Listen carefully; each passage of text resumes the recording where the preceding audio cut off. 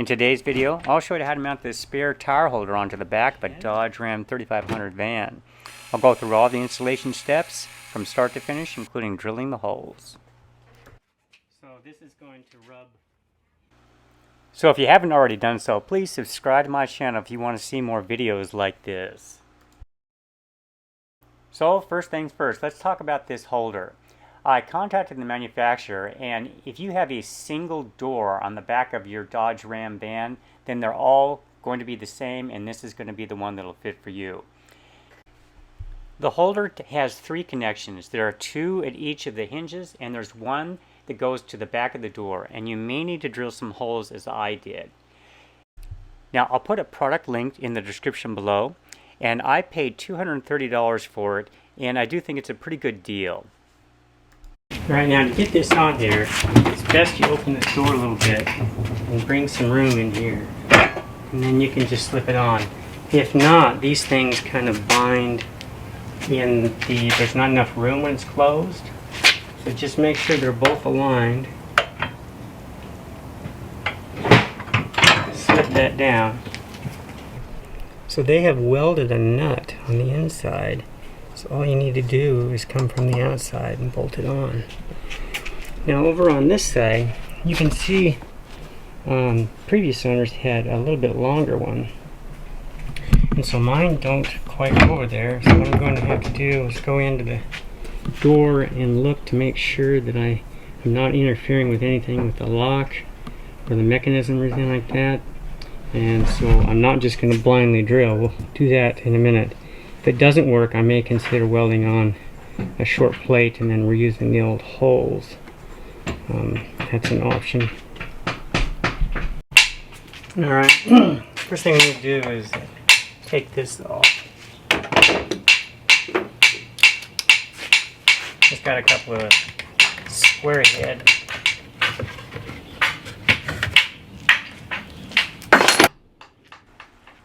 Now the next step is to take a screwdriver or something and go in there and gently pop out these connectors. There are probably going to be about 10 of them, periodically spaced. And you want to work them out, trying not to damage them.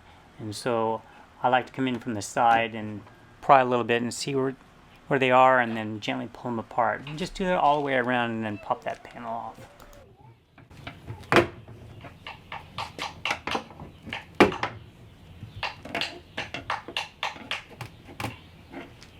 Let me show you what's going on here. Here's what they look like from the side.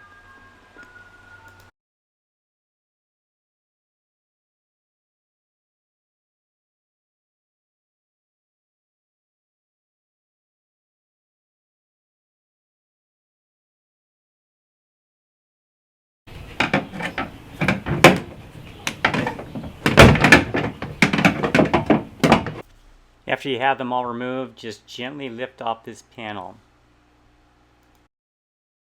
Alright, here, move this insulation out of the way. So right here is the latch, and that is right in line, but it's going to be in about one of my fingers. Put in this light. I don't know if I can make it work. You can see that there's a little gap there, and with the right size bolt I'll be able to put a nut on because it doesn't interfere with this mechanism. Let's see if I can. This is the locking mechanism. That's what I was concerned with. There's a little bit of space in there all the way. So what I'll have to do is just come on this side and mark it. I'll have to raise it up, and I'll do that, get it lined up, drill them from the front, and then put the bolts in and tighten it. So we'll do that next. Alright, I'm going to lift this up where it goes and mark them.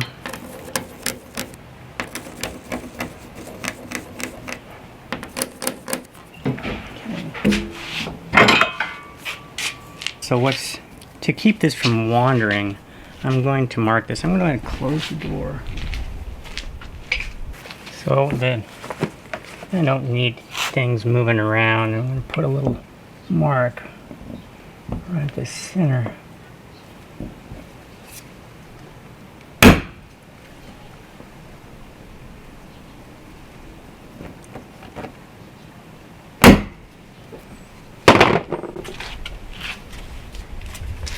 That should prevent it from wandering.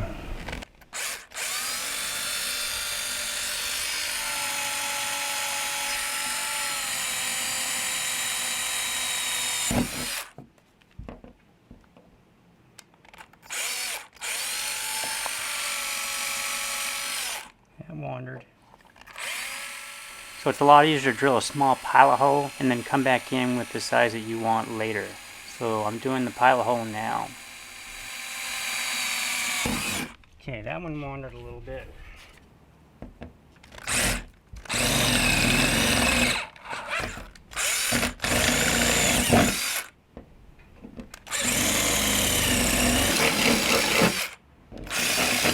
Alright, now we'll see if that fits.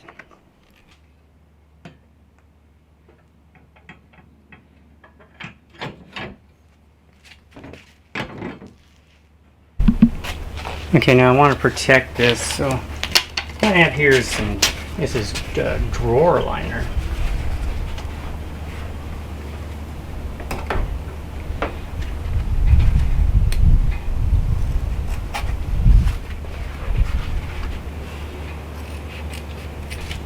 Now I'm just going to mark it and cut 2 little holes, and then I'll put that on the back side and then have a nice little pad on there. Well, when I went to go install this, on the top one worked just fine. Okay. Now look at the bottom one. They put the wrong nut on here. So I've tried to find something that'll fit. It appears to be metric. I don't have anything, and I'm not going to fight it. So I'm just going to grind this thing off.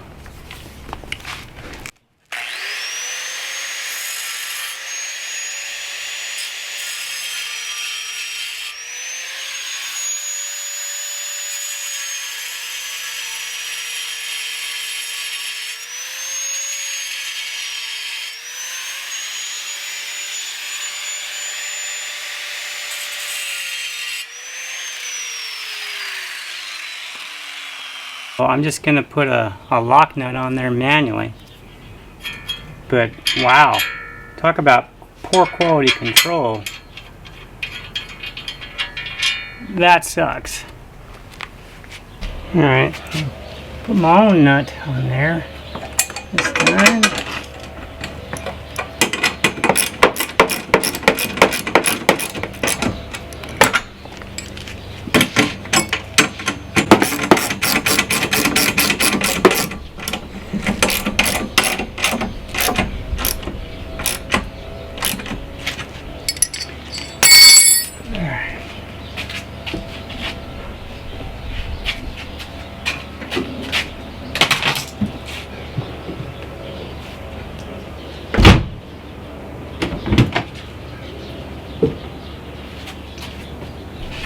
Okay, well, that works. Let me swing it open. Let's swing it all the way open. Let me show you.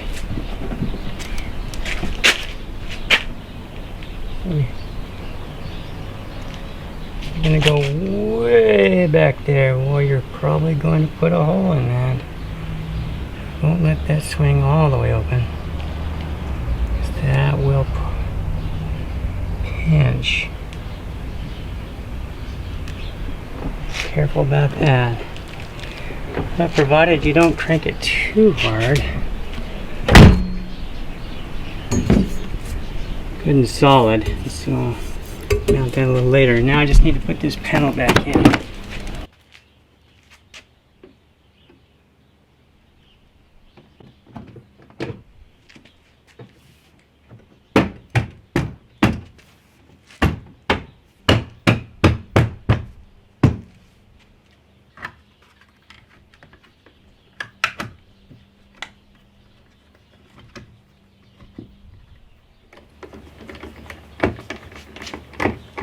Okay, all done. And here you can see where I've got my little pad under there. And that should be both waterproof and protect the paint. Now these holes here from the old one, I'm probably going to have to fill those in, but that's how it was when I bought it. But now that's good and tight, it's going to protect it And then I just need to get some longer bolts here and be able to mount the wheel on there. Now the bolts that they ship with this are 1/2 by 1.5. And so what you do is you put it into like this, and then you put it through the lug nuts on your wheel. Well, the issue with the stock bolts is that they're just too short. Now if you had a dual wheel tire where the mounting flange is more flush with the outer rim, you could probably flip it around and make it work. But I can't make it work in either way because the offset's right in the middle. So they just won't reach. So I went down to the hardware store and I got a 1/2 by 2, and these should work. And then I bought an extra just in case I lose it on the road or something.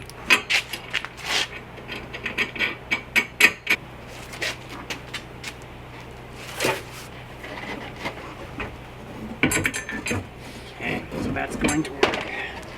All right. Now the manufacturers ship these washers here. They've got some teeth on it, and what you're intended to do is slip this on to hold this on the frame. I found these things to be next to impossible to get on, and so I'm not going to do that. So what I'm going to do instead is I have some extra nuts, and these are just 1/2 by 20 in case you want to get some more, and I'm just going to bolt these on and keep them on there. So it'll be like a stud.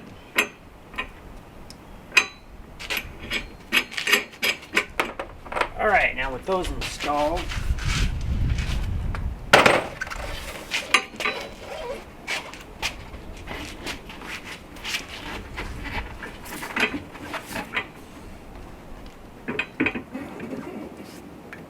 I also bought a couple of washers just because I don't want to scratch that.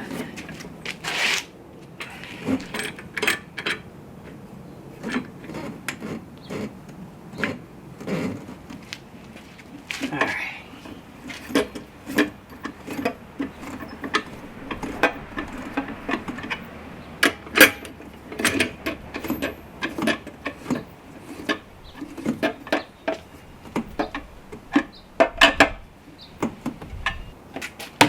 We got ourselves a spare tire mounted. And so I think what I'll do is probably put another nut on here and then jam them together. Or I might get like a nylon lock washer so that it doesn't vibrate loose. I don't want to put too much pressure on this because, you know, that's not meant to be ratcheted down real tight, but it's got to stay there and not come loose during when you're running down the road.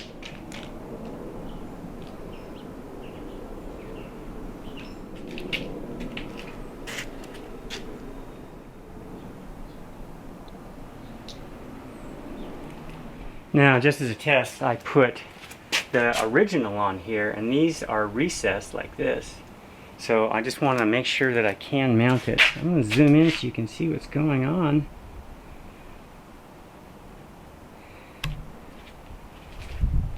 So here, a little bit harder to get these on. It might want to get 2.5 inch, but you can carefully thread those on.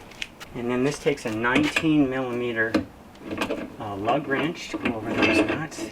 Now again, I'm going to put another nut on. There's a lock nut.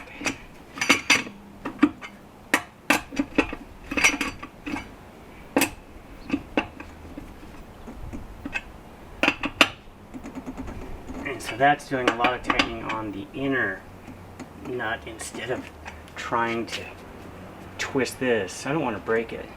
So anyway, that's how you would mount one with recessed ones, and like I said, if you want longer ones, get yourself about a 1/2 inch longer carriage bolt in there. So thanks for watching, and I'll see you next time.